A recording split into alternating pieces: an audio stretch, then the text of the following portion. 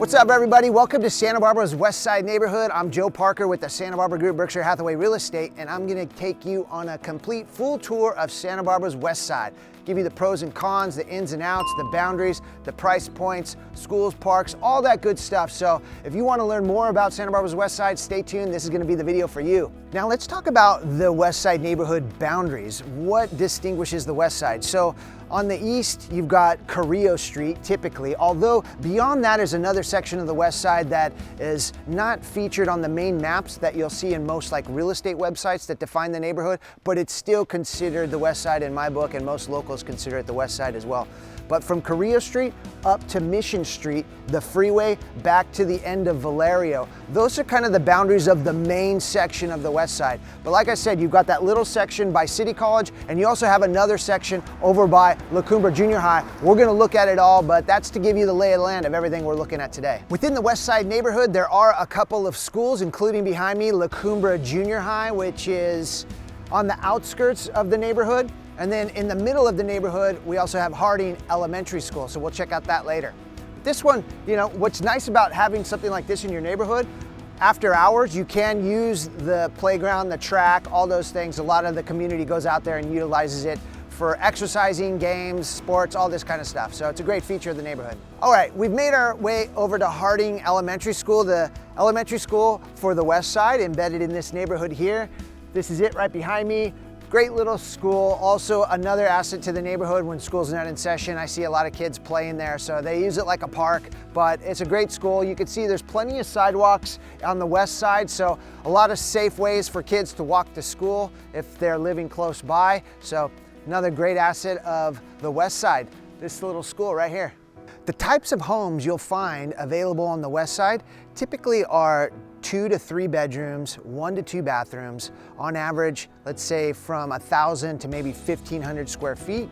The lot sizes typically are about 5,000 to 10,000 square feet, although they can be as small as about 3,000 square feet. So it is a very dense neighborhood. I think it's one of the most densely populated neighborhoods in Santa Barbara. So what that equates to is neighbors tightly packed in. There's also street parking issues in some sections of the neighborhood where all the street parking can fill up very quickly. So it's part of the nature of living on the west side in one of Santa Barbara's more affordable neighborhoods. It also comes with higher density and closer proximity to your neighbors. But as we were driving around looking for locations to shoot this video, we came across this amazing house behind us, which is probably one of the old original homes, kind of farm homes that are situated on a bigger lot that didn't get carved up into multiple homes. So the West Side neighborhood still has these old relics that are like behind me that are definitely speaking some history and still on a really nice, big, large lot. So it's part of the character of the West Side. For Santa Barbara standards, the West Side has kind of got a shortage of parks because there's an abundance of parks in Santa Barbara. But there are a couple of gems here, including Bonet Park here that I'm in right now. It's got a really cool playground over there. It's been updated in the last, I think, 5 years. The city had a grant of $350,000 to put into this park. So what it's featuring now, it's got this little stadium seating that I'm on. You got the playground over here. It has a lot of cool picnic benches underneath all the sycamore trees over here. So great spot for picnics. And then you also have a basketball court over here and some bathrooms. So really cool little park. And there's another section of it for the little kids over on the other side we'll go to. It's the storybook land. So Bonet Park has this cute little trail. There's actually a little water feature over here, some really cool stonework, and this staircase that leads up to the storybook land. This is the place for the little guys to come play and test their imagination, exercise it a little bit. It's really cool. They built in some really fun features to help them do that. Okay, so we're over on the other side of Bonet Park. This fronts San Andreas here, and they've laid out this little section in a really cute little storyteller fantasy land. So what we have here is water, if you can imagine, with treasure. And then over here is the boat that you're gonna use, maybe to go find the treasure or get your treasure off the beach and fill it into the boat. And then you're gonna take the boat over to the dock, right, and load it up. So, I mean, really thoughtful. Other themes I'm seeing in the park, you've got a little house over here, so I imagine that's to play house or something in, really cute. And then you got these countertops like you're in your own little kitchen, some random little bed right here with a cool oak tree in it, and then another kitchen setup right here. This is where you can do some cooking, another little sink, and then once you're done and you're tired, just come over here and kick it on your concrete sofa. Ah, this is nice. Oh, wait, what do I see? Look at this over here. We've got a little fairy house. Come on, let's see if anyone's home. Anybody there? So anyways, I just think it's really cool that the city put this much effort into planning a fun place for little kids to enjoy. So not a lot of parks on the west side, but they got a really good one. Another great asset of the Santa Barbara West Side is right behind me here. This is the Santa Barbara Boys and Girls Club on the west side. So great place for kids to come hang out. They got after school programs, there's summer camps, lots of community enrichment here at the Boys and Girls Club of the West Side in Santa Barbara. One thing they're trying to do all over town in Santa Barbara is make these electric bikes available. And you can get a membership and check these out and go cruise around. So very helpful. Living here on the west side, you know, parking is a premium. There are a lot of people living here. It's a highly dense neighborhood. So if you could get away with not having a car and maybe incorporate your life using one of these, it'd make it a lot easier for you and everyone else. So these are great assets that the community is thinking about on how to improve transportation and adding things like great bike lanes and really cool features like e-bikes that are available, helping the community to get around. So I just talked about the boundaries, and one of those boundaries of the west side were the train tracks and the freeway right over there. A general rule of thumb is the closer you are to these train tracks and the freeway, the less expensive this real estate's gonna cost. So the entry level for the west side is gonna be around 900,000 to $1 million, and it's probably gonna be located closer to this area here. The benefit of being over here is that you're closer to downtown. One of the main things people love about the west side is its proximity to downtown and its proximity to the beach over there. So it's very convenient. And the closer you are to here, the closer you could strike downtown. And in fact, the west side has a couple of spots where they have pedestrian bridges where you can take the sidewalk to the pedestrian bridge and actually go over the freeway. It's not for cars, it's just for people walking or on bikes, skateboards, whatever. So they've thought about it. How do you get the west side to downtown on foot or on the bike? You take a pedestrian bridge over the freeway and you're right in all the action. Everything Santa Barbara has to offer just a few blocks away. Another neighborhood park on the west side, the second park, is this one here, Pequeño de los Niños. It's over near the corner of Cornell and Wentworth. Just a really cute little park. Not much to it, but a playground, and it'll get the kids excited. An interesting aspect about the west side are that there are several little streets that feed out of the west side.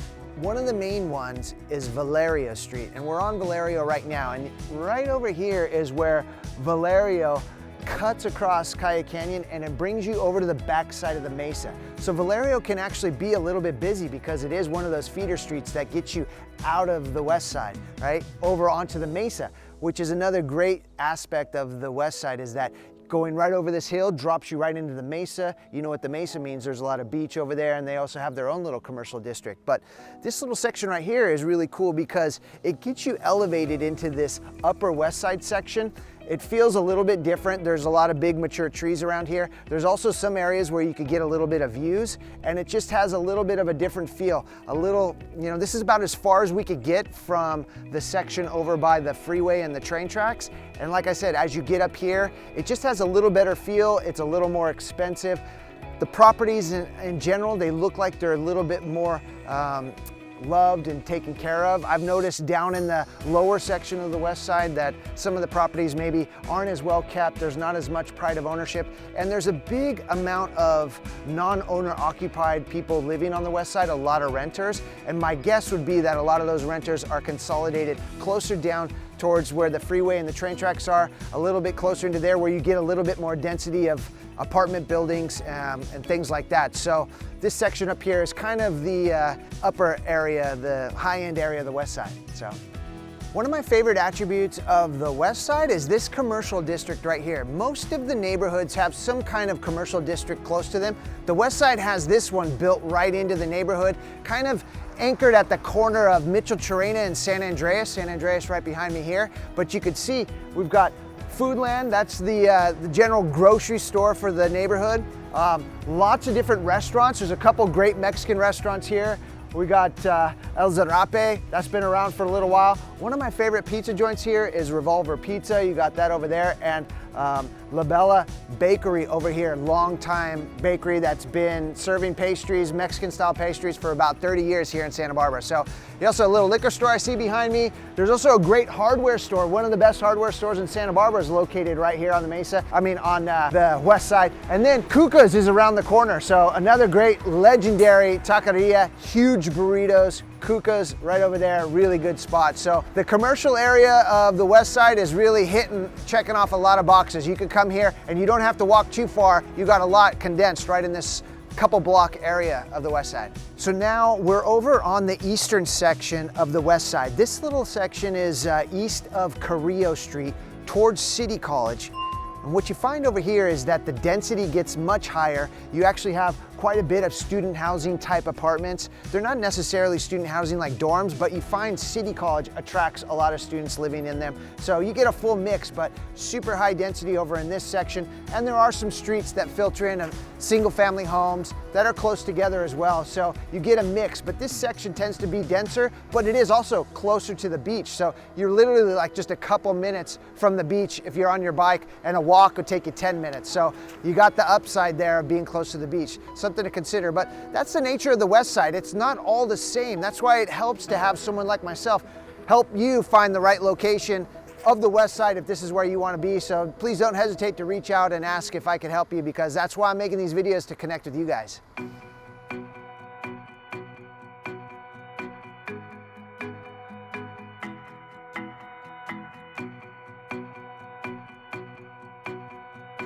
All right, everybody, there it is, the west side. We just toured this whole place here, all the way up from the upper west side where you pick up the views, all the way down to this lower west side that's closer to City College.